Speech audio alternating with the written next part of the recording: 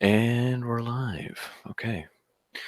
So we're gonna do something a little unorthodox. We're gonna do something a little different, and something I'm not really used to doing at all. We're gonna do something I've literally never done any kind of shit like this. So to preface, this is the 7th anniversary of the channel and my 23rd birthday. I've been alive for 23 miserable fucking years, and this channel has been with me for 7 of those. It is a monumentous occasion. And I've learned I guess I've done anniversary shit before. Some of time, like back in the day, I used to do like game nights on Halo back when I did Halo videos, and I did other things before that where I sort of would make a montage of, oh, we did this for the past, like here's what we did when we started, and here's what we did now, and like a compilation of like all the videos I'd made prior to that moment. And for this, I wanted to do something a bit different. I wanted to do something that was more. By the way, let me know how my audio is, if I need to turn it up, turn down, all that stuff. For this, I decided to do something that was more like valuable than that, because I've learned a lot of things over the course of doing YouTube, and I'd say like among them definitely has been writing. So I've prepared a bit of a lecture and lesson to a lot of people who've come to me for advice on writing stories and stuff like that. And it's not going to be like I don't think I'm a great authority on anything, but I would say like of all the things I've learned between editing and all that shit, writing has been the one I feel the most confident in. Just going to read some comments first. Let the people pile in. How's my day been going? Oh, still just piling on the pressure. Never had to deliver an educational lecture before, and I'm having to do it now, so I'm a little terrified. Thanks for all the happy birthday wishes. I love you guys. Message redacted. Why? A lot of people gave me so much shit for putting the redacted shit in the beginning of fucking First Contact. But like, I actually wrote those for a reason. I wrote those because I thought they would, it would be like you didn't want to see specifically where they were going. So I was like, oh, I'll put a redaction in so that like people don't know the exact location of the place that they're going. Will Ghost Town be based on realistic peers? Yeah, it's not gonna. I'm not gonna base it off anything off the website. It's gonna be my own shit. Sup, Lady Chan? How you doing? Don't worry, Lancer. I got your message. I read it. Okay. There's no suspension without redaction. The mystery element keeps you hooked. Yeah, I mean, yeah, I can understand why people get pissy at it, because it is most commonly used as a cheap tactic to just not explain shit because you couldn't come up with an interesting thing to put there, or you couldn't logically make things tie up. So you're like, oh, it's a mystery, when in reality you're just using it to be lazy.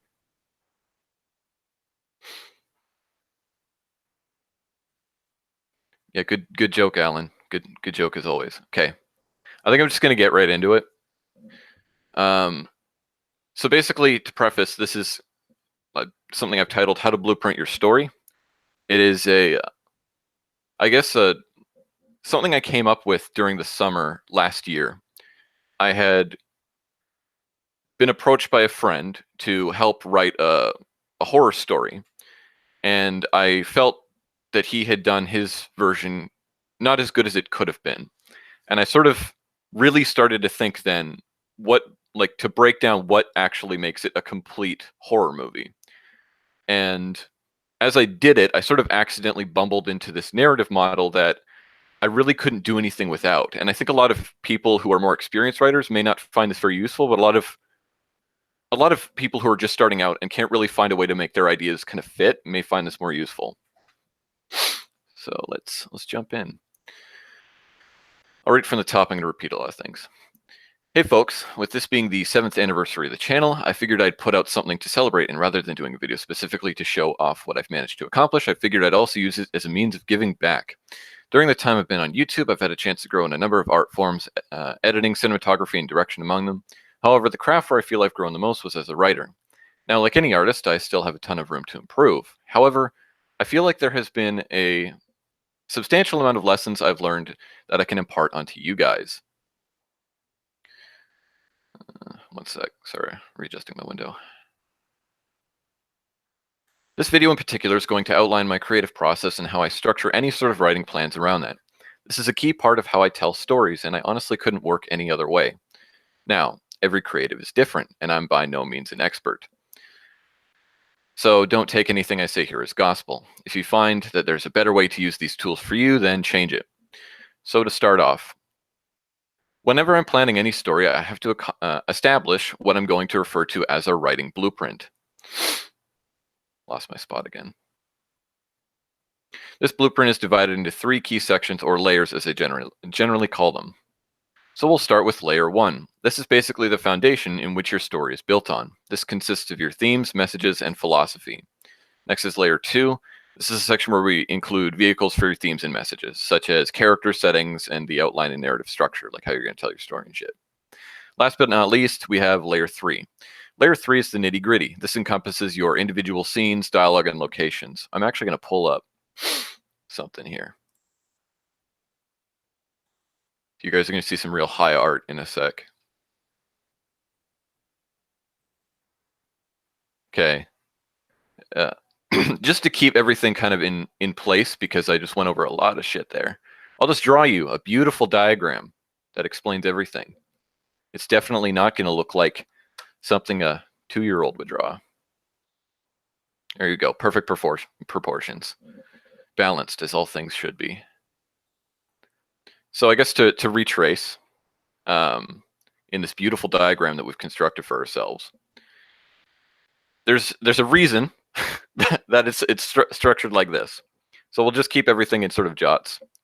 So layer 1, as we said before, is your themes. Actually, I'll just label it first. Layer 1, and then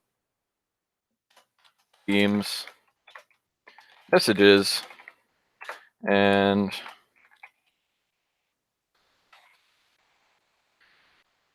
wait a minute, that's incorrect. I can't remember how to spell philosophy, so I'm just going to go abstract concepts and shit. Okay, and then layer 2, as I described before. I want to hit Control-Z then. Layer 2 is your outline, characters, and structure. Speaking, I really should have prepared this beforehand. I'm realizing this now, but whatever. Layer 3 is your individual scenes. There's actually a lot you can put in layer 3, like way fucking more than I'm actually going to explain in this. You could even put like music, like if you wanted to, like what's the music going to be like? Well, the music relates to everything else under it. And dialogue. Oh yeah, that's dislog, yes. Okay, now that this abomination has been created, we're going to make a stick figure.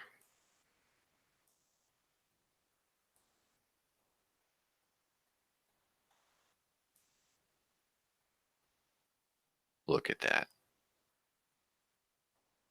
Beautiful. Fucking beautiful. Okay, back to the actual lecture. Okay, so let's get into detail.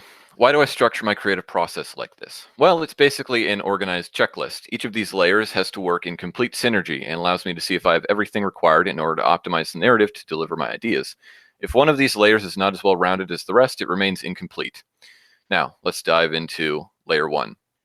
Oh boy, this one is kind of fucking impossible to like explain to you how to do best. So if you can nail this, everything will just write itself. And frankly, this is the layer that I am the least capable of helping anybody on. This is where you, the writer and the creator, I guess, or if you're just an idea man, have to make something worth saying, and well, that's its own ballgame. You have to be inspired. You have to be well educated on a specific topic. You have to have a rock solid set of values that you intend to impart into your writing. I wish there was more I could add to this given its importance, but I can't, so we're moving on.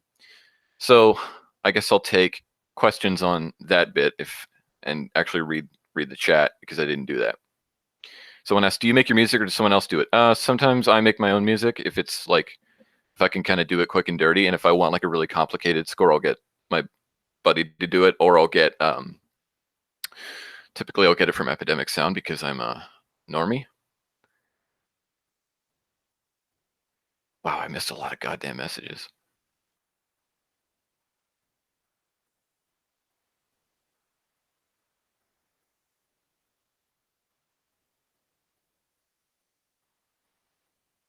What DAW do you use? I use FL Studio. I've tried Ableton before, and I just like, I know that like makes me kind of a caveman in the production world, which I don't see myself as any kind of a great producer or anything. I just do it for fun. I just like the hands-on, like kind of like you can just move anything wherever you want in FL Studio. I like to not have everything constrained by patterns. People who are a lot more obsessed about organization can certainly fuck with things like Ableton because it organizes everything for you. But I like to just put everything wherever I want it when it comes to FL Studio. All right, I guess we're gonna move on. So we've gone over layer one. We know that that's the themes, messages, and shit. That's where your idea begins. Like if you say you want to make a movie about, you know, like you want to make something about like it's not just. And let me explain what I mean by this, because when movies begin, the idea for the film is either one of two things. It's an idea for the message, or it's an idea for like a situation or a scene and shit like that. What I'm talking about specifically for layer one is like, to me, that's where the idea like actually has to form. It can't just be like, oh, a guy robs a bank. Well, that's not the message and the theme and the abstract concept and shit. Yeah, that could be the origin of your idea, but that's not what I'm referring to.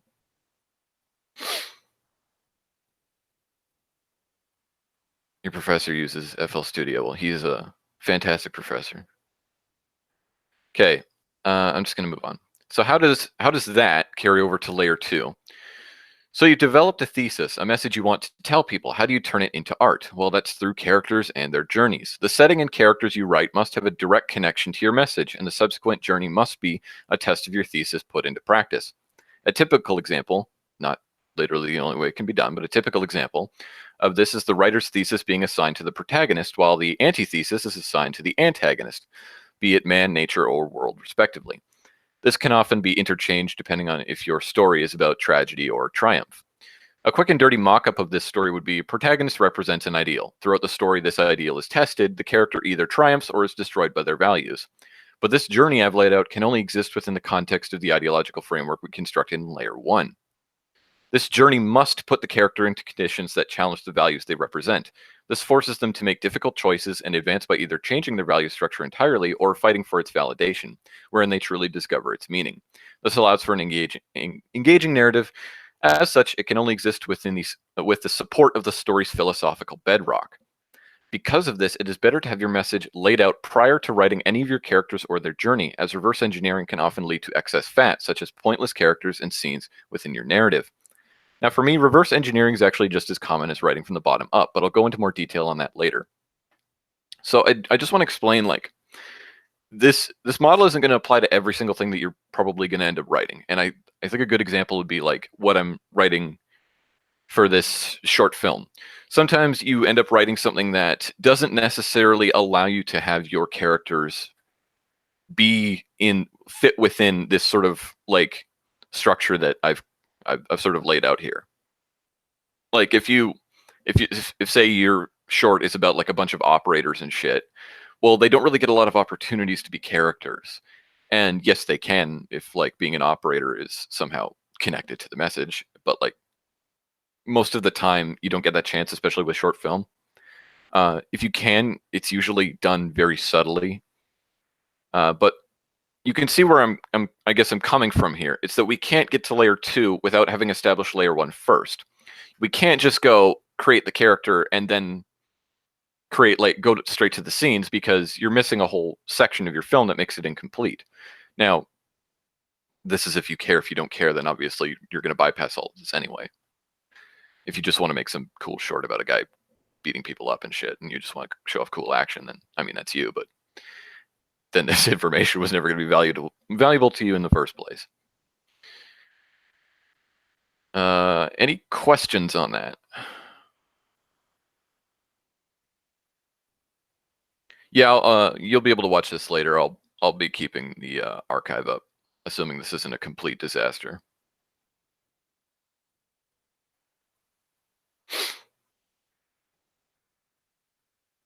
Usually, if like the audio is really, really fucked, I just take it down, because I don't know. All right, I don't see a massive influx of questions, so I'm just gonna move on. Okay, now let's get to layer 3. Oh wait, somebody just asked a question. What do you usually do to establish the build-up aside from dialogue? That's a bit of a vague question. Can you be more specific? Is flashbacks a good way to develop characters? It depends on your story. They can be, but they're not necessary. There's lots of movies where you can develop characters through a single line and explain everything you need to know about them. But yeah, flashbacks are a good way to develop characters, like The Godfather Part 2, homie. How well does this apply to comics? Well, it's still writing. Comics are writing, so all of this applies. Did I? Oh yeah, massages. I typed massage. I'm just not even going to edit that. It's massages. It's massages. We're leaving it. You know what's funny is like I had a really good keyboard, but I spilled coffee all over it and killed it. And I never used to make typos. I used to be a fucking fantastic typer. Now I've got this mechanical keyboard that sounds like this. I don't know if you can hear that. It sounds like that. And I always make typos. I don't know what the deal is. It's just killed my ability to type. It's a tragedy because I make so many embarrassing typos now. It's a whole thing. All right, I'm just gonna move on. Now let's get into layer 3. At this point, you have your characters and key plot details fully planned out. So now you need your scenes. This is when the story begins to really write itself, and a more obvious artistic representation can take shape. When you know your characters' interests and values front to back, you know what they will say in any given situation. You know how to challenge them and what kind of scene you'll need in order to construct in order to force their personality to grow. This is where you can have fun, inserting color symbolism into a room, clever geometry of your blocking, and interesting lines to drive home your point. You get to pile on whatever best represents your theme. But to sort of put everything into perspective here, you have a scene, a very, very pivotal moment, wherein the protagonist is facing against their demons and has to make the hardest decision of their life. They struggle to make this choice because of their beliefs, be they of themselves or of the world around them, with their opponent representing everything they stand against. In order to defeat this obstacle, they must use their systems of belief to repel this threat to them. They've been tested, they've come this far, they've learned so much, and they risk losing it all now. In this moment, for better or worse, they manifest their destiny. This single scene is built upon everything below it. Without sections 1 and 2, it is nothing. Just as much an idea with no optimal means of expression is just as worthless.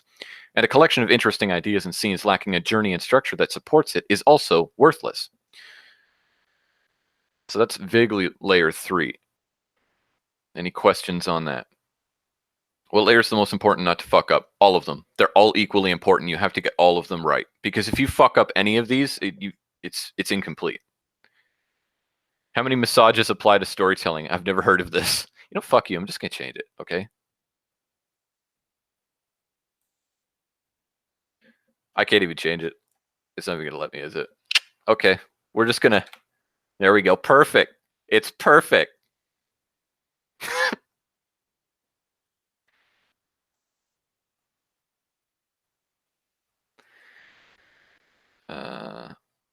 I guess my question was super vague. I'll think of a better way to ask a question later. Also, my friends got mad at me for using a mechanical... Dude, there's some people that I know, I'm not going to name names, but it's like, you can tell that they join the chat if they don't tell anybody, because you can just hear like in the distance. And you go, oh, Timothy's here. What's the hardest personality type to challenge in a story? Definitely soldiers, because if and special forces types are absolutely the most like difficult, because most of those guys are pretty much like it's hard to make them make mistakes, because most people go, that guy wouldn't make a mistake doing his job. So you have to kind of like find a story that exists outside of their competence, because you like whenever you write something needs to go wrong in order to make it interesting. So like whenever I out of Mesa just apply to storytelling, I've never heard of this.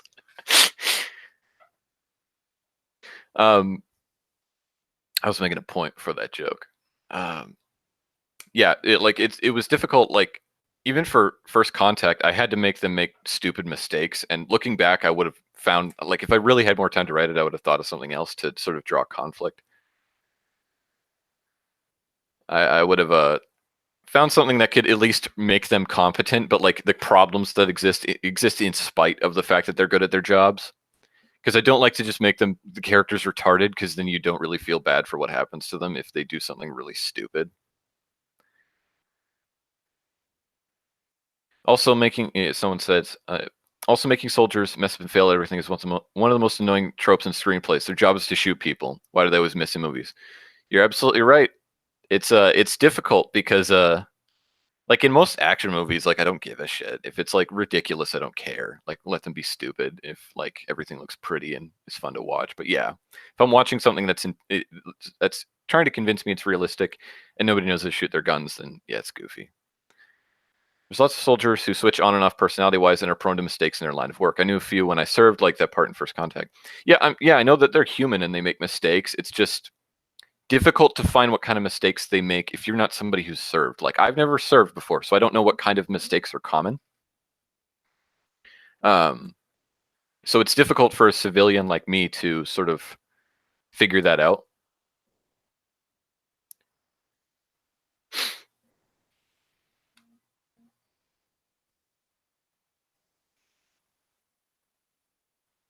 All right, I think I'm just gonna move on. Okay, so we're gonna get into, I guess, the latter section of this where I just sort of summarize. I understand that this glosses over a ton of really deep subjects like dialogue, pacing, and tone and whatnot, but that's not really the point. What I'm trying to drive home here is that there's an order of operations when it comes to writing, and this particular method of organization is one I find the most preferable right now. However, I am often in a situation where I come up with something that would be in layer 2 or 3 first, but without having touched layer 1. If I'm interested enough in that character, scene, or world building concept, then I have to retroactively find a message or theme to fit in layer 1 before I can proceed. The trick here is not to get ahead of yourself more than you need to. If you're given a writing criteria of any kind, take a step back before you get too deep into the minutiae of your story. You need to discern very quickly what your story is about and how to best tell it. And how best to tell it. I keep fucking up this whole thing. Without that, your super cool idea is standing on nothing of worth. Sorry if this all felt a bit vague and even a bit pretentious, but if you're a writer and you're having trouble figuring out why your ideas aren't really coming out right, maybe give this method of organization a shot.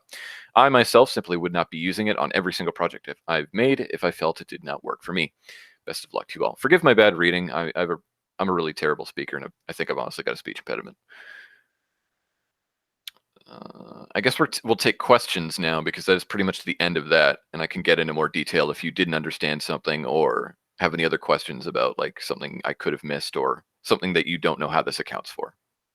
Someone asks, what is your editing style? You rather have the voice audio complete first and then record, or do you have a different system? Well, it depends on what I'm doing. Like for First Contact, I filmed everything like first because there's no lip sync. So like if I knew what the scenes were front to back and I knew I wasn't really going to change anything fundamentally, I could record everything and then get the lines and then go to the edit. But if I needed lip sync, like say for an animation, I need to get the audio in first before I do fucking anything. It's you just can't work without it. And it also helps you build an animatic, which is what you know kind of essential to animation. Which, by the way, I might release my animatics when I'm done these things, so you can just see my actual art in Paint. It's I'm actually fairly impressed with myself. My geometry is not bad when I actually give a shit. But although my first animatic was rushed and was missing something that I'll add in the second one that I do for this animation project.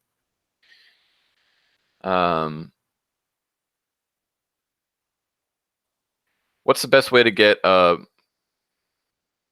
bond from the outside viewer to the characters in the story? Well, you need to make something. Well, that's difficult. And that's difficult and easy at the same time, because you can actually make a viewer really invested in people that you wouldn't like in real life. One of my favorite scenes is in Pulp Fiction. Is when they uh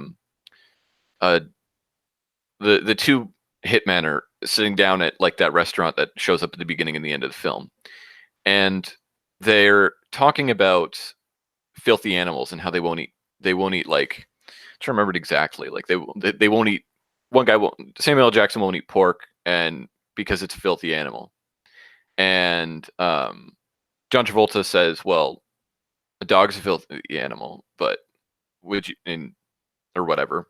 Samuel L. Jackson says, well, I wouldn't eat dog. And he says, you consider a dog to be a filthy animal. And he says, well, dogs got character and charm, so it's not, that goes a long way.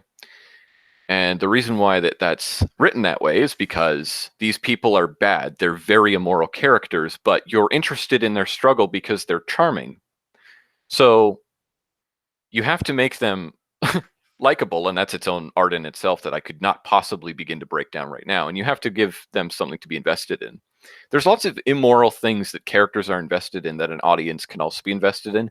This is completely like evidenced by heist movies, like, and shit like that. Although, and also the sort of fantasy that everybody wants to be a criminal but is obviously not willing to do it. I mean, everybody has always dreamt of robbing a bank to some extent, but I mean, even in like Dog Day Afternoon, it's like Al Pacino's character is not moral, but you're invested in his struggle because he's an interesting character.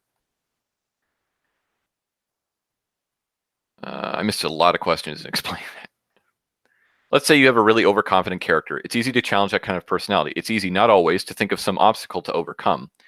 Um, so I find it really hard to challenge some personality types in stories. For example, people with a God complex. Well, people with a God complex, you challenge them by creating something stronger than them. Or you make it so that the world that they didn't understand was always stronger than them, but they simply weren't there to see it that way. Or if they have a God complex, they simply think that they're in control, whereas in reality, they were not in control. And things were falling apart around them, but they were too blind to see it. But if they are genuinely overpowered, like they're Dr. Manhattan or something, you have to find, like, Dr. Manhattan's still a character. He's still an interesting character. And they gave him a struggle in Watchmen. Your nerves kind of get to you when you're in a relaxed situation and needing to switch to being alert and to engage. It's jarring. And again, it's what I like about First Contact, ran around the corner. Yeah, you're referring to the soldier stuff before. Yeah, I suppose you kind of have to be able to switch modes, but like, dude, I couldn't relate. Most I do is jump whenever I see a person in a video game and punch my screen because I've got a terrible jump reflex. What's the hardest part when it comes to the animation side of things? I don't know. I haven't completed the process and done this long enough to be able to answer that question.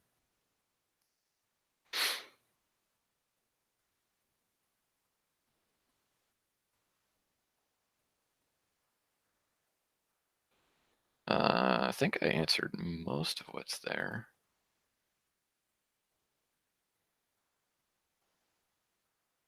I think I'll just stop sharing my screen.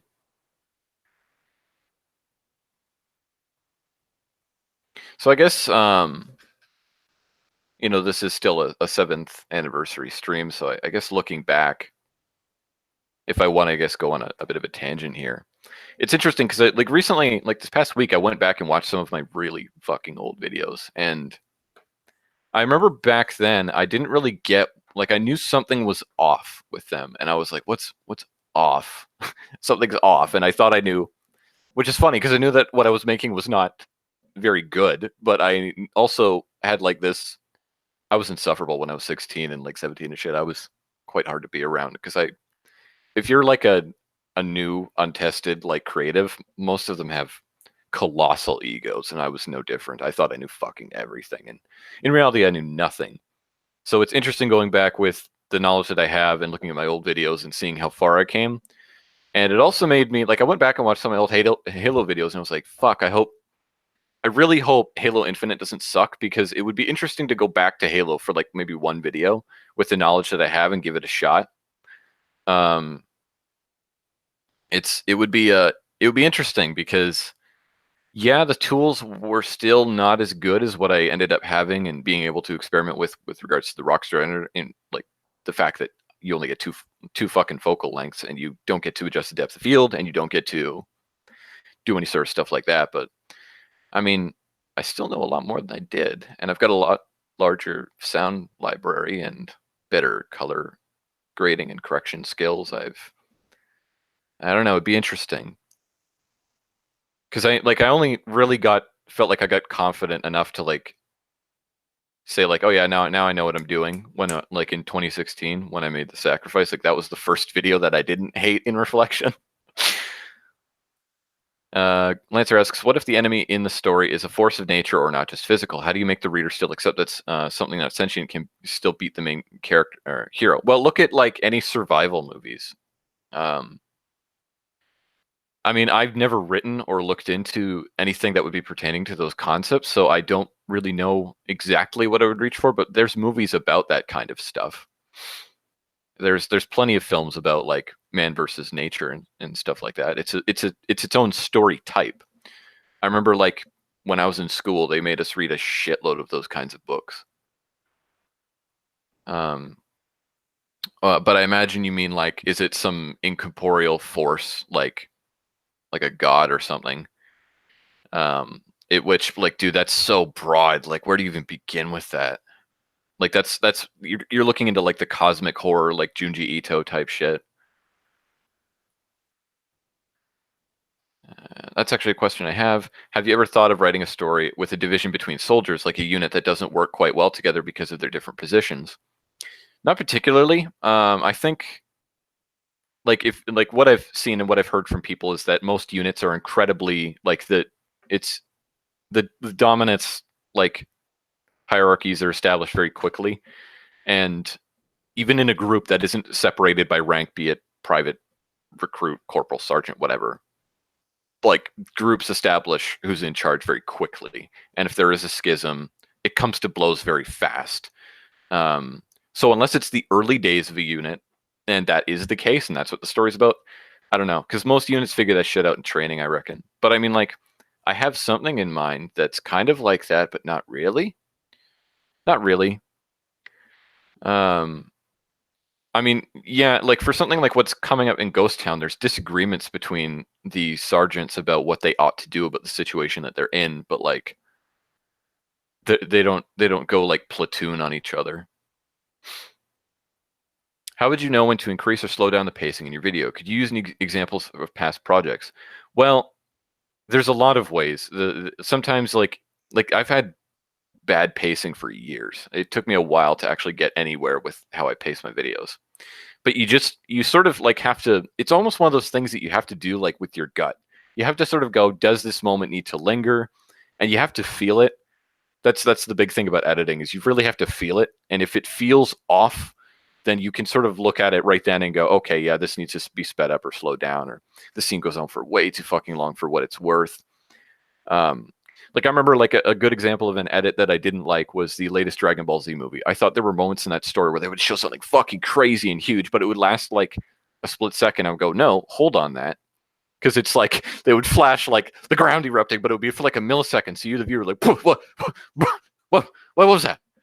Or like when a pivotal character dies in the later bit, like that whole fucking movie should have just stopped at that moment and like held for a second and been this uncomfortable silence when that character dies, and then you would have gone like, oh shit, it's going down right now, it's about to go fucking down. And then when shit pops off, you would have really felt it because that moment would have held, and you would have felt the depths of depravity in this character before they unleashed their fury on everyone else. So that's an example of something in practice that I felt could have been worked on better. Overall, it was fucking awesome, but I mean, it could have been done a little better. Have you ever considered going back and trying to remake your older videos with newer skills? Not really. I always like to make something new, like a new idea, a new kind of like, because I always want to try to grow as an artist. So like, I don't know. Yeah, going back at this point, I could attempt that certainly and still get something valuable out of it, but I don't know. I always like to come up with something new. And like, I couldn't remake them verbatim. Like I don't want to get an Xbox Live subscription on the thing. Buy a 360, buy Reach, and then see if I could scrouge together a 16-player lobby for 6 weeks to film something. Like, dude, Defensive Earth took forever. It took ages to film that thing. That thing was a monster.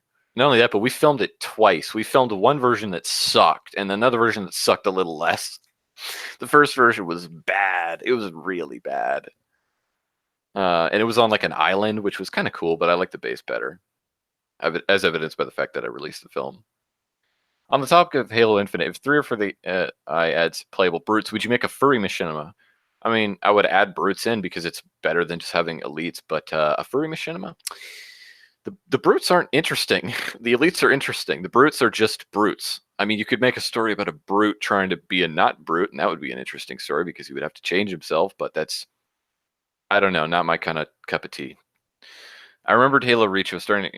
It was the starting point to a good map making editor. Dude, I used to fucking use Forge every day when like back in the day. I would just come home, hop on Reach, and build maps and shit.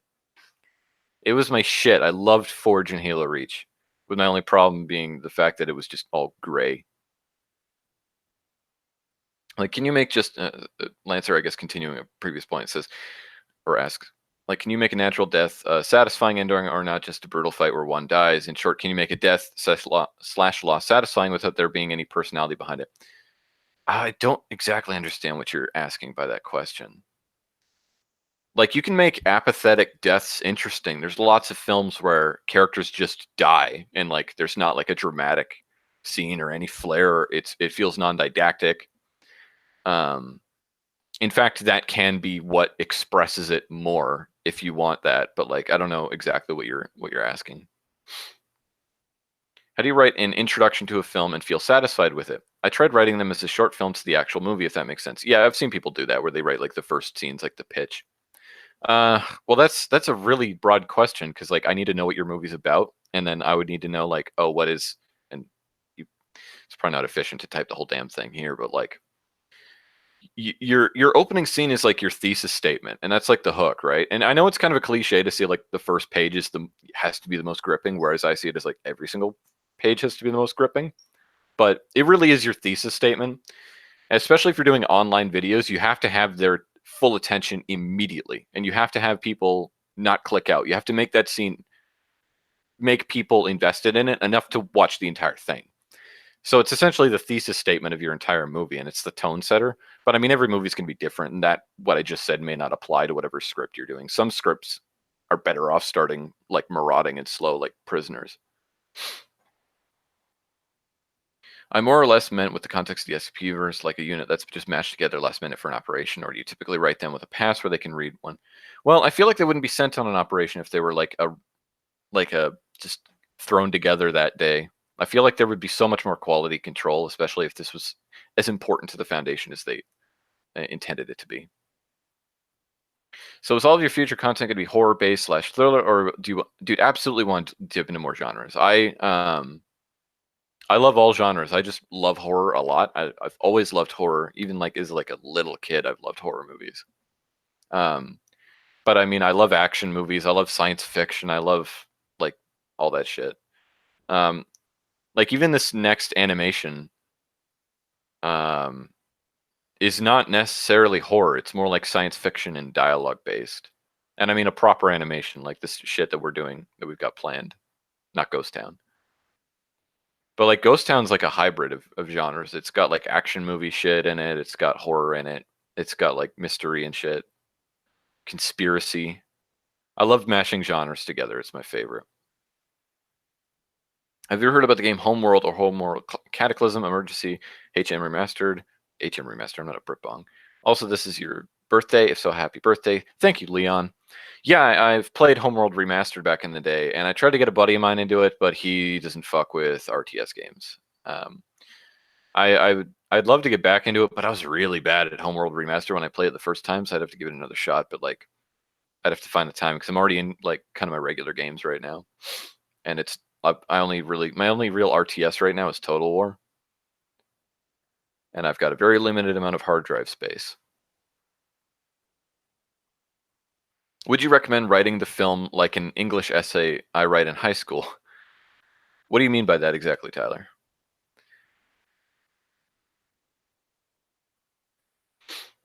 Hey, rip Falcons, they will be missed. Dude, the Falcons were so dope. I love the transport ones. Those are so good for videos. Those are so excellent for videos. I love those. That's the thing is most of the games I play, I look at through the lens of can I make videos with this?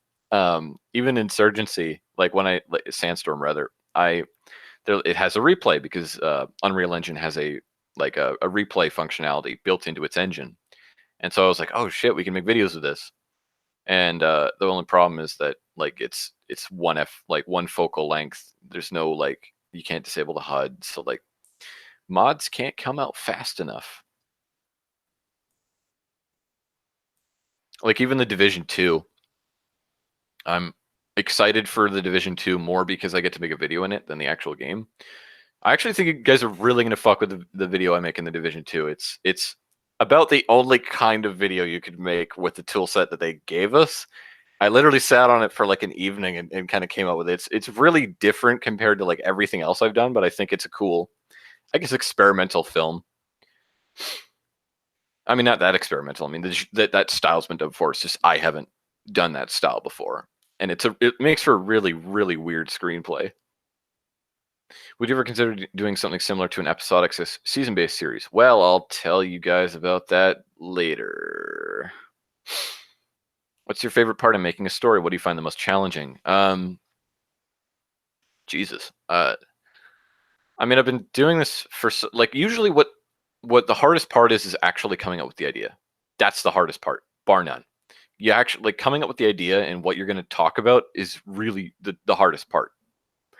Um, Usually coming up with the execution isn't that bad because if once you've got the pieces in motion, then it's much easier to handle. But if it's this sort of like amorphous, this is almost an idea, it's not quite there, then it becomes very difficult to turn into something that is actually like tangible.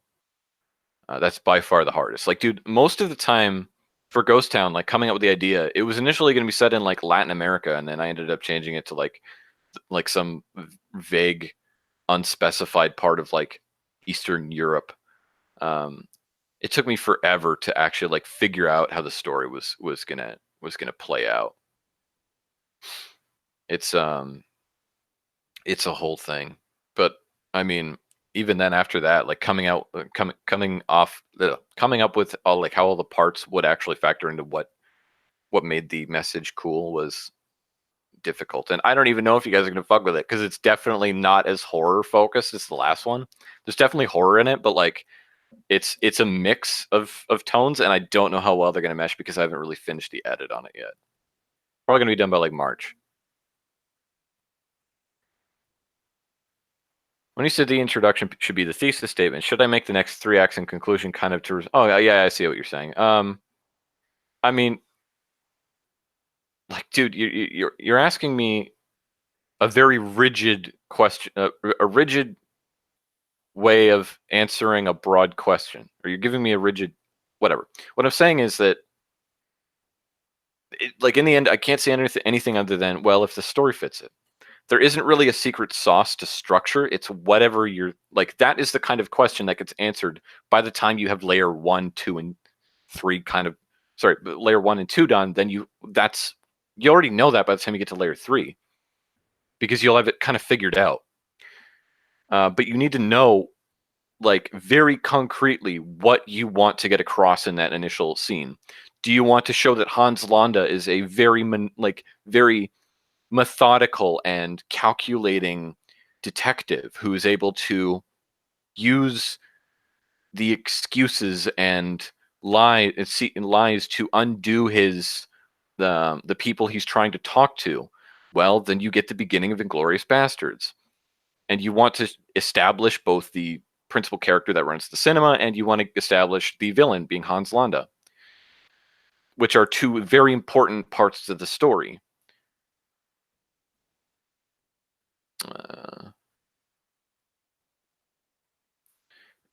I'm guessing Leon's referring to Homeworld. Is my old fave, like Dungeon Keeper 2. I played and replayed old versions and new versions, and if you're up for it, I would be interested in play with you sometime. I don't know if I have, dude. I just don't know if I have the hard drive space that I want to dedicate for how much I actually want to play Homeworld. A mythology series would be cool. Explain in greater detail to what you mean by that, Lucian.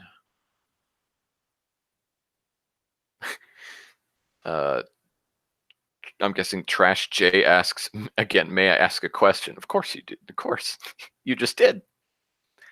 Do you have any tips on handling a budget? That's a question for my buddy Steven. I guess like the broadest principle I could give you is you got to pick favorites and you got to know what you need the most on. And you like here's the thing is budget. When it comes to budget, that starts when you're writing it. Dude, I min-max hard whenever I'm doing any kind of like screenplay for live action. I go, how can we spend the least amount of money for the most amount of effect? And I'd like to think that it's paid dividends so far because I really haven't had to reach that far into like, oh, we need this big digital effect or this big prop or anything like that. Most of it's like, what can we do with just dudes standing around and shit? Like, how far can we push that? And like with good lighting and shit, how far can we take that? As for handling a budget, like if you do have difficulty with that, you can either revise your script or you can make sacrifices. You gotta go, okay, well, what's more important to this? Do we need like good costumes or do we need this like one like car explosion? And if you need the car explosion more than anything, you sacrifice something else. You don't buy big HMIs. But dude, budgeting's its own thing, and I don't have enough experience. Would you ever look into doing raw animation away from in-game through something like Unreal Engine or Flash, just for a few examples? Well, we're doing animation in like I don't know if this is the exact answer you're looking for, but we're doing animation now, like outside of games and shit. We're making something in SFM, and then once I sort of get the hang of like, oh, this is the fundamentals of animation, I would like to move out of SFM and into Blender, but that's going to take a long time. Like it's going to be a while. What SCP were you doing when you're? Yeah, dude, it's an original SCP. I made it up. Happy birthday, dude! Real love first contact. Thanks, man. When are you doing another SCP? March. There's a sauce. Okay, thank you, Lucian. I also been working on a new SCP for the new V row of SCPs or fifth. I don't know what you mean by that because I don't know that much about the website. Actually, I don't spend much time on it. I started working on it mid last year, and now I still need to rework it. I agree that the idea is at the beginning is very yeah. You got to actually like come up with like, okay, why is this like existentially scary, and what's the message, and then everything kind of falls underneath that, and you get to like the core of it.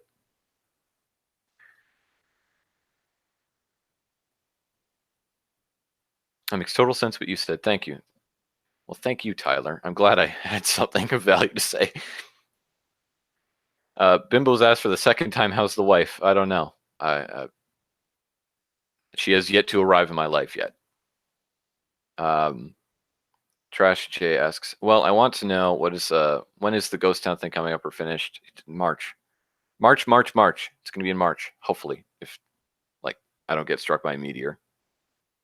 Your first contact was art, by the way. Thank you. Which isn't necessarily a compliment because bad art is still art, even if it sucks. So yes, by virtue of me editing together things, it was art. Whether or not it's good art is up to you. Leon asks, do you think that sound in a movie sometimes makes up for the current protagonist? I'm not sure of the nature of this question. Sorry. Do you think that sound in a movie sometimes makes up for the current protagonist just walking through hallways in the environment? I mean, if your film calls for it, like I've been really anal about like sound for years and years and years and years and years. It's so fucking important to me. And sometimes I've been like I've skimped on sound. Like with First Contact, I didn't do any of the footsteps because I just did not have the time to edit all the footsteps. It would have taken me forever to edit 8 guys' footsteps. It would have just taken forever. The video would not have been released when it did. That's just a fact. Hoovy asks, what's the basic story of Ghost Town? Well, if I told you anything, it would spoil too much. And that kind of stuff is for the tier 2 patrons to know when it's sort of getting closer to its rough drafts. Or its rough edits, I guess. When in March? Dude, I don't fucking know. I'm not too sure on what I mean, but something that is planned or comes out all at once. But I guess you're already in doing some. I don't know what you mean by that, Lucian. Metro is a good game, says the one gamer. Yes, I've played both of them. I don't remember them that well because I really did blow through them in like a day, and I remember Last Light more because I played through it and then stopped and then came back to it. But the first one I blew through like very quickly, so I don't remember it as well as I do Last Light. But I remember liking the story and the sort of like adventurous feeling of like the first game more. That's like, oh, you're going to discover something new and shit like that. And I liked the earlier bits where you're like in Last Light where you're escaping from the communists and the Nazis and shit like that. Like that was sort of like that fun sort of adventure kind of Indiana Jones stuff that I thought was really, really fun. Which is, I guess, more present in the first game. But once again, I don't remember that well. I just remember I fuck with those games and I want to play Metro Exodus, but I haven't gotten around to it. By the way, I found you because of First Contact recommendations. Yep, you and a million other people did because all the subs I got were people who'd never seen my shit before. And it had to be through recommendations because my subs were not watching my videos before that. They did not care.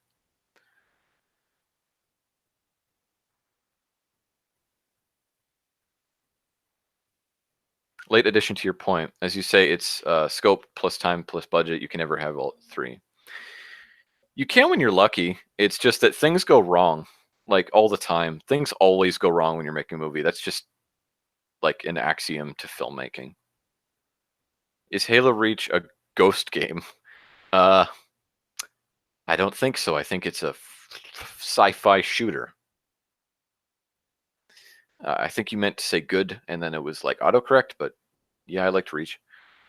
Nicholas asks, went back and watched your old videos and loved them. I'm so sorry to hear that you went back and watched my old videos. It's a crying shame so much effort went into something so unnoticed. Oh, well, if you're talking about my old videos, like my Halo videos did not go unnoticed. My GTA videos were like nobody gave a fuck. Is the SCP in Ghost Town made up? And yeah, it's made up. I made every okay, guys, I want to make something clear. I'm not going to be like whenever I can, I'm not going to be lifting anything directly off of the wiki. Like that is like a last resort. It's I only want to do that if like there's a really good like way to change people's knowledge of it. Because here's the thing about, and I explained this in my last stream actually. If I take something that's already famous, like if I take 096 or any stuff like that, everybody already knows how they work. Therefore, it's not scary. Being scared is not knowing, right? It's the fear of the unknown. It's the basic fundamental tenet of horror.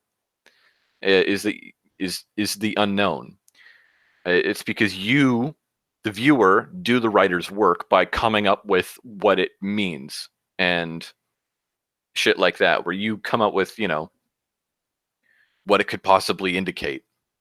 And if I take something that's like, oh, the Plague Doctor, well, you know what the Plague Doctor does. Everybody who watches SCP knows what the Plague Doctor does. If I take something like, 7-3, it's like everybody knows. Everybody knows. And so like it's not that scary because all it is fan service, and you go, oh, that's cool. He made that thing that I know, and he made it into live action, and I can see it and touch it. But yeah, you're not scared because you know what it is. The most scary films are where you just don't know what the fuck is going to happen. Like,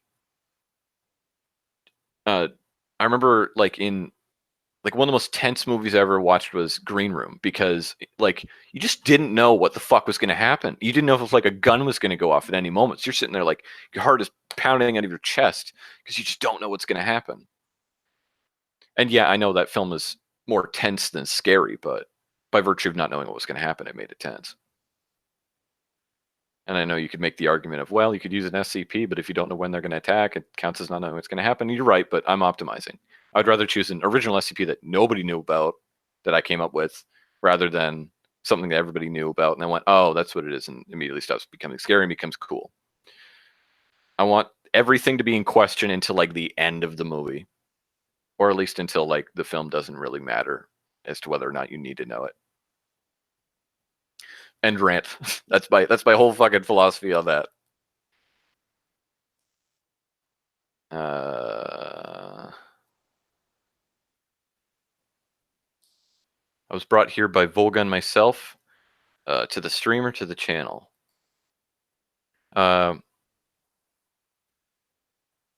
You stumbled upon a gold mine with the SCP Foundation. To like, if you're talking about like the ability to make fiction that people want to watch, you're right. But if you mean like I could just take stories and make them into movies, then no, as I explained before. On the point of emotions, my current SCP work is more focused on mystery than horror, because I feel like the horror's a bit overused at the moment. Do you read SCP files? I mean, I've read the SCP stuff. I know what they are, and I know what quite a few of them are. If people like really recommend them to me, I'll often reach out and go read one, but most of the time I don't. I'm not that into it, because what most of it is like, if I think that it's close to an idea that I made up, I make sure I check it out. I make sure it's not exactly like mine. Panda says, my dad left me. Sorry to hear that, Panda. Most pandas' dads left them because they're going extinct. Uwe Bear says, ooh, a made-up SCP. Okay, I'm hyped. Cheers, dude. First Contact was amazing. Can't wait to hear it for Ghost Time. Yeah, I expect that pretty much every video. I'm just going to be making up new stuff and challenging myself as a writer. I will say, like, I did like the idea of taking SCPs that I do and I don't, because in one way it's just sort of like it's going in and critiquing people's shit, which I don't really want to do. I don't really want to come in and say, yeah, I'm better than you and come in with this. But like, the idea I had was, what if I took an SCP that I didn't like, that was popular, and find a way to change it and make it something that I did like? Which, like I said, I don't know if I want to do, because I think that would just piss people off and say like, oh, you're just being elitist and saying you're better than everyone. And yeah, maybe, yeah, that would kind of be what I would be saying if I did do that. Well, not everyone, just the previous writer. Because there's a lot of SCPs that are really popular that are not fucking scary, and are trying to be scary, but failing. Do you think the dangers of future AI technology is a good message to explore in narrative, especially for horror, and how society is trading privacy for safety? Dude, that shit is on my mind all the fucking time, bro. Yeah, that's a like, dude, AI has been an interesting theme for horror for ages. Like, look at 2001, HAL 9000. And yeah, those are interesting concepts, like, that you can explore in 1,000 different ways. AI is there's so many things to talk about with AI and like how it'll actually play out. Like, is AI a learning program, or will it is it like proper machine learning, where you just don't start it with a program function where you just make it exist in the world, or do you give it like a single function, like make stamps, and then it has to learn how to make stamps, and then just explodes into this like tyrannical stamp building machine where it takes all the resources from the world and build this endless pile of stamps, like in a computer file video that was mentioned. It's a great video on AI that I would recommend. But yeah, dude, those are themes that I would like to explore. Like, dude, futurism and shit like that it's terrifying to me. Dude, the future is the most terrifying thing in the world to me. Not only because I don't know how it's going to play out, but there's trends and directions, especially with technology, that are like horrific to me. Like the most horrific things in the world that I would like to talk about and explore, because nobody else gives a shit. Nobody gives a fuck. And it's annoying that nobody gives a shit. But I won't get into that, because most of these ideas aren't even complete. Is Ghost Town going to be longer than First Contact? Or about? I think it's going to be about the same length. Maybe, I don't know. We'll see. It's probably going to be similar. I like that. To be honest, like I said, it's suspenseful. It keeps you hooked in watching it. Yeah, it's satisfying. Yeah, I like what I like about these videos is I want to make you feel like you're discovering something. Like, I remember somebody would say like, "Oh, we'll just pick a previous SCP because that'll draw views," and I think no. Lots of videos on one of the most popular things on YouTube for SCP is the readings of the articles, and the reason people watch them is so they can learn about a new SCP. So they're learning about something they didn't know about before. So using the argument of, oh, it's something that they know already in order to get views I don't think it's a good argument. I think just the SCP concept and framework is enough to get people interested. And if the story's good, then this speaks for itself. Bro, it's my birthday too. Happy birthday, Raptor Z. Happy fucking birthday, man. I hope you have a great birthday today. I think an original SCP is a better approach too. What's most scary about horror is the unknown. Yes. Man, I missed a lot of shit from going off on tangents. What about the SCP movie that got funded? Which one?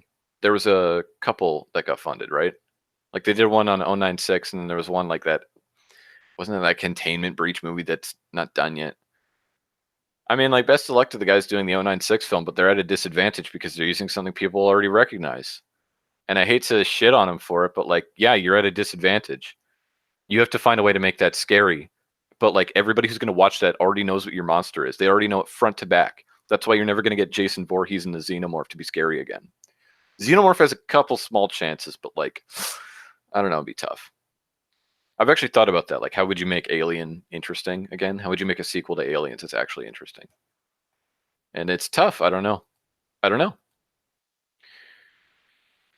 Tyler asks, do you have a place you could read our story ideas and give us feedback? If you cannot manage the time, yeah, I've had people send me their shit before, and if you're really, this is gonna be mean, and I'm not trying to be mean because I was here too.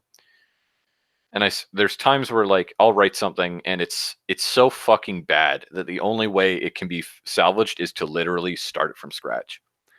And most of the time, I honestly think the best method is just to make it. And if it's garbage, people will tell you. Like literally, SCP First Contact. I know every single criticism you could make on that video, and I knew it within like a couple days of releasing it because the comments let me know.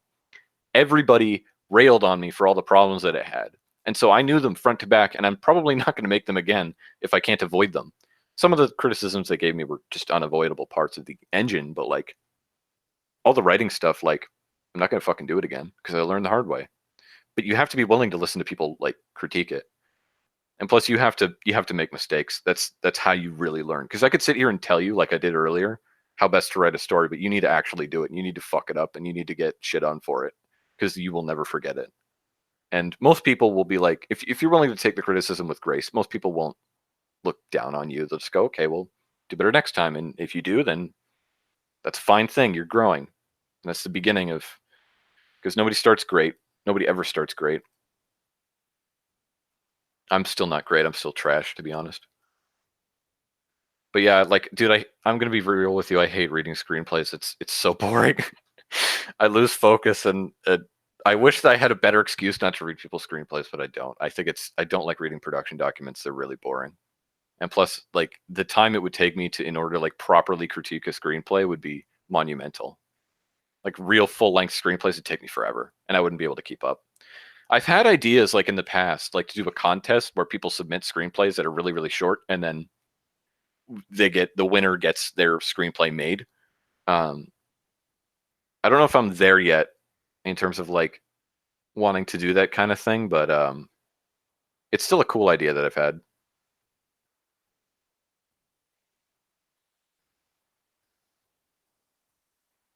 Do you ever think about getting into the horrors of the Foundation itself?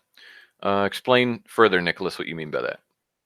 Do you have some film directors that you can look up? I admire Neil Blomkamp. I admire Neil Blomkamp as well, but I admire him as a director. I think he struggles a lot as a writer. I think as a writer, he needs a lot of. I think he just needs to. I think he's got really cool ideas. I'll give him that. His ideas are really fun, but his characters are so fucking one-dimensional. I remember watching District 9 and liking it, and then going back and watching it again and just going, these are cartoon characters. Vicus is actually interesting, but all the villains are really, they're movie villains. And I think, like, I didn't watch Chappie, but I heard people fucking hated Chappie. And I did not like Elysium. I thought it was really, really silly. But dude, his direction is so sick. I just wish it was attached to better screenplays. And I like his own studio shit. I've been watching that, and they're awesome. I don't know if he writes those too, but if so, he's improved a lot because they're really cool. And his Anthem trailer was fucking A1.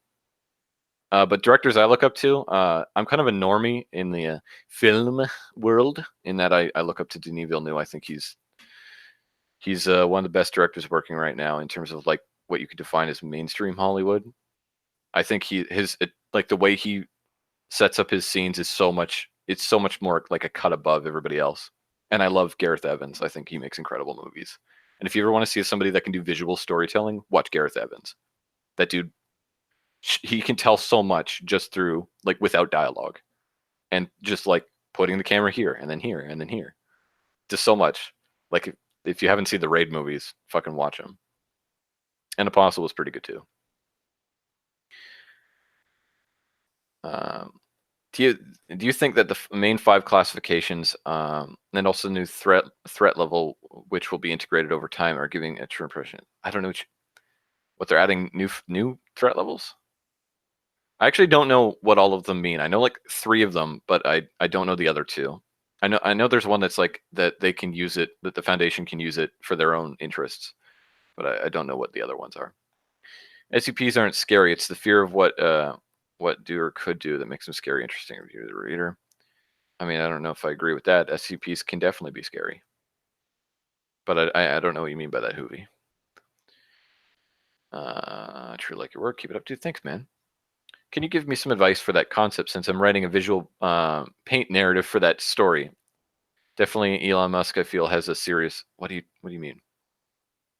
What do you mean by Elon Musk? I don't know what you mean, Lucian.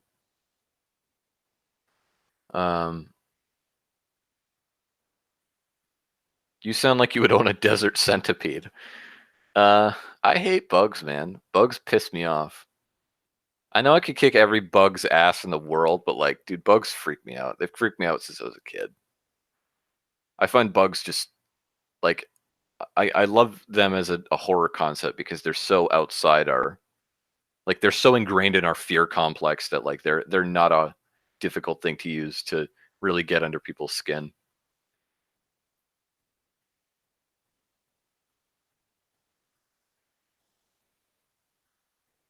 Uh, yeah, even the recent Predator film wasn't scary anymore. Yeah, well, the original Predator wasn't scary either. Like, what made it like cool was that like, at least I think the unintended meaning of Predator was like, you have these like this. It's sort of like Vietnam War era-ish. I know it's like South America's, so but like you have them adopting the tactics of the people that like America was thinking about at that time, which was Vietnam, and I think it was a post-Vietnam film, but still. And so they had to become like the enemies. I think that was like the sort of cultural underpinnings, but I think it was an unintended meaning that just sort of like I picked up on, and the fact that like it was meant to be horror, but it's way better action movie. Watching all the Aliens films doesn't feel scary to me because the original Alien film is nearly perfect. I don't think the first Alien film is perfect. I think the characters could have. A lot of people love the first Alien movie, and to me, it's just still kind of a slasher in space. I like it. I don't love it. I love the second movie a lot better. I think that movie is awesome. I love Aliens. It's just like it's not scary, but you definitely like. It's not like a horror movie. It's an action movie, but it's a fantastic action movie. But like the xenomorphs, like here's an example. Like in the first Alien, right? We learn how the xenomorph works on an individual level, and in the second movie, we learn how the xenomorph works as a hive mind. What else is there to establish and learn? Because we're done learning by the end of the like the aliens. Like that's it. There's nothing else. That's the whole thing. Because like what in Alien 3, the most we learn is that Weyland Yutani's corrupt and shit. Yeah, we knew that. We knew that from like Aliens. But whatever. And, if you need a military advisor, I've got a ton, dude. But like, if you want to come, my Discord's linked on the channel, and I can give you the tag. Tyler says I've got to get to work. Thank you so much for all the help and advice. I say it all. I say it a lot, but I love your films. Have a great birthday. Thank you, Tyler. Go crush it at work, homie. Nicholas asks, do you? You could talk about how they're run by any means necessary approach to actually make some worse. Oh, you mean like the ideological position of the SCPs is that the SCP Foundation is scary? I mean, I'm getting into that a bit, but like I kind of want to like trickle this in because there's a lot to unpack with the SCP universe, and I kind of want to take it one step at a time. With this next one, it's kind of complicated, and it's more about how like different groups approach, like how they take advantage of like what's going on in the world. But I'll say no more on that. Told me a class SCPs are anomalies of foundation. Yeah. I knew that one. When I see a spider gets flamethrower. Yep. Fuck spiders. Fuck them. Polyana are objects that can never be contained to represent immediate threats to human life itself. Okay, so that's like Cthulhu and shit. Any thoughts on new Twilight Zone series coming out next month? I'd heard about that, but like I don't really watch trailers and shit. So like, if people say it's good, I'll watch it because I like the idea of a Twilight Zone series. I mean, Black Mirror was kind of like that, but I didn't like Black Mirror as much as everybody else did.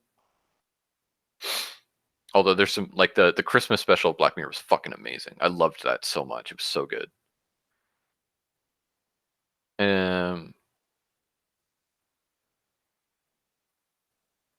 If you do SFM, you should make one with Fenrir. Dude, I'm probably not gonna make anything like that with SFM. I want to keep it kind of like just like people talking in rooms and shit, and like maybe a little bit of action, but like I want to keep it kind of grounded so that we can focus more on like mocap animation and not have to get really intricate with like keyframing. It's all about min maxing, my dude, and it also helps me, with just straight up like true to life lighting that I can apply going forward as an amateur filmmaker in live action. I personally find it hard to approach an AI story, AGI, ASI, and so on, but ASI is really, really hard to include in a story and make feel overwhelming. Could you explain those acronyms? I've never heard those before. I'm in Discord, Kubus, and the Cowboys. Yeah, I'll deal with that later. Just fucking at me. How old are you now, and what's your favorite SCP to date?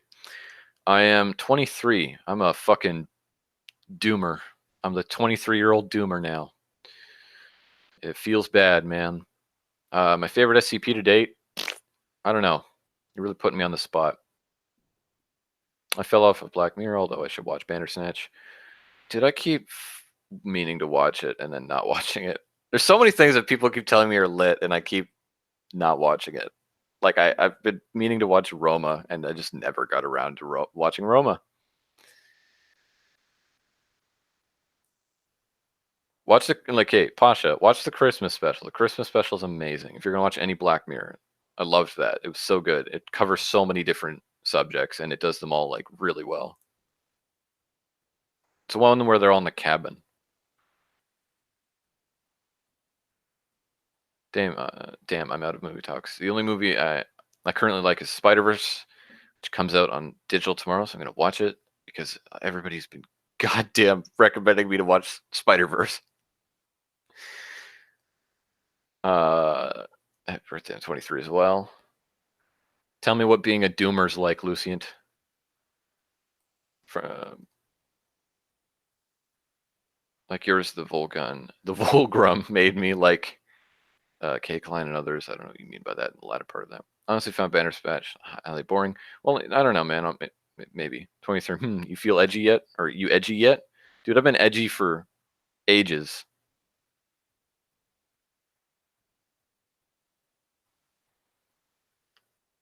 Yeah, I know, John. I'm old now. Okay. Yeah, in Canada we have tiny cockroaches that are like tiny beetles at best. I'm on the like West Coast now. I used to live on the East Coast where there was like no bugs. There was none. There's none. No bugs. And now I'm on the West Coast, and it's a terrifying world of insects. And I feel like I'm in Vietnam in this goddamn room, just fucking checking every corner. They're in the corners, man.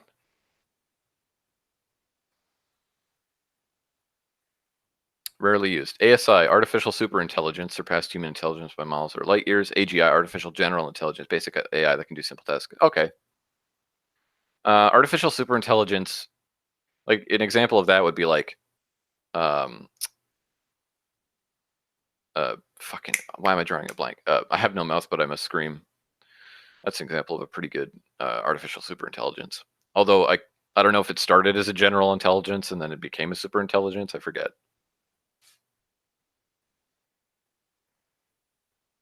I don't know, dude. Like it's tough to start from there because it's like you want to make a story about AI. Okay, well, I think like you just have to research AI, and then when you find that thing that sort of sticks out with you, like when the corner starts speaking cricket, uh, when when you find that thing like, oh, that could have negative or positive implications on us, and that would be a difficult thing for us to overcome. And then you go, oh, that's a story there.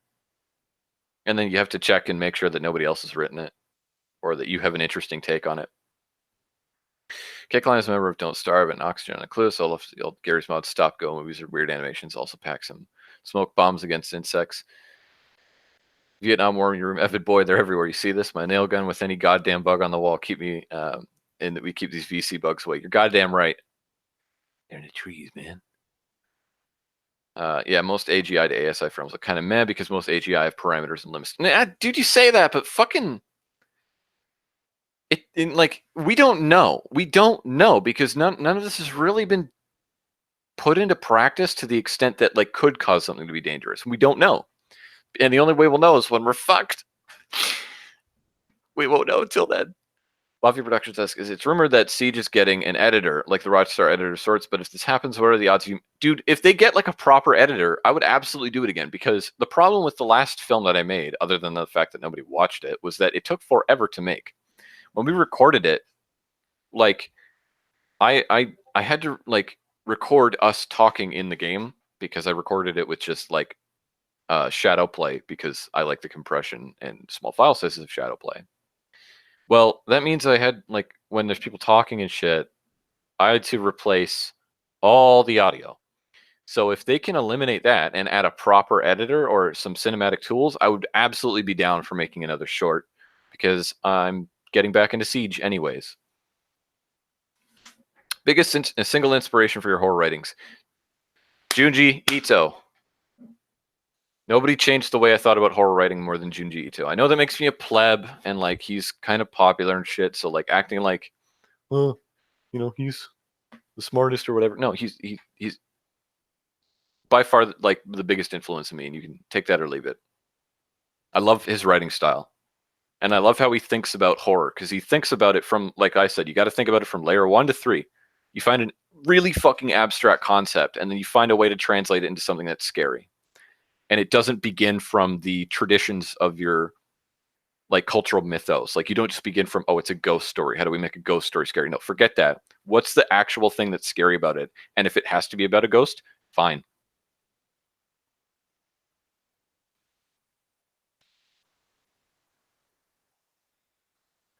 Exactly. I want to find a way to make transition from AGI to ASI interesting. Like what would exactly learn about it? Like what if it actually learned emotions but finds fucked up ways to use emotions, some shit. I would recommend a channel to you called Isaac Arthur. He makes fucking amazing videos on futurism and like future technology and the potential implications of that. And he talks about AI, and he talks about like you can have there's a difference between wisdom and intelligence, in that you can have an AI that's intelligent in that it can accumulate information, but it doesn't necessarily mean it's wise. It doesn't necessarily mean it knows what to do with that. So you can have like an AI that just does shit. I don't remember how he explained it. Junji Ito I like for the visuals of art, but his stories can be really disturbing and creepy. He's very creative with basic concepts and making them terrifying. That's the thing, is they're not basic concepts. He takes very abstract and very complicated ideas and finds a way to make them tangible. And it's always in weird and out of left field ways. And that's what I really like about him. I think, how long have I been recording for? Not recording. How long have I been streaming for at this point? Probably like 45 minutes to an hour. I don't know. I don't know where you view that at all. But I feel like I've kind of covered as much as I like to cover. I'll take any final questions now and kind of try and wrap them up like really quickly.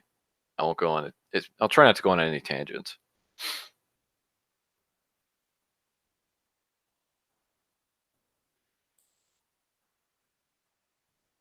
"78 minutes, thank you." So well over an hour. All right. No questions?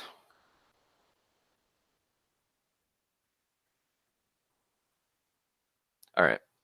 Fuck it. I guess, yeah, it's been 7 years of this channel. It's been 23 years of this miserable existence, and I hope to have you guys for a million more. It's been interesting this past like how much has changed in the past year, because yeah, it's been 7 years, but it's built up to this, and it's I don't know what's kind of down the road and what's going to change, but I feel like if we can work hard and capitalize on the success that we found here, I think we can do something really special and actually really make it my living, but which would be incredible. And I have only you guys to thank for that. So I appreciate that. And I appreciate anybody, I doubt it, but I appreciate there's like anybody who would have stuck around for the past 7 years. That's been a hell of a thing. And you've definitely seen how much I've changed over the past 7 years if you have been here since the beginning. And I'm sorry if you saw me back then. Um, so I'm gonna try to enjoy my birthday as best I can. I hope you guys enjoy today as best as you can, and thank you for sticking around. Love you guys.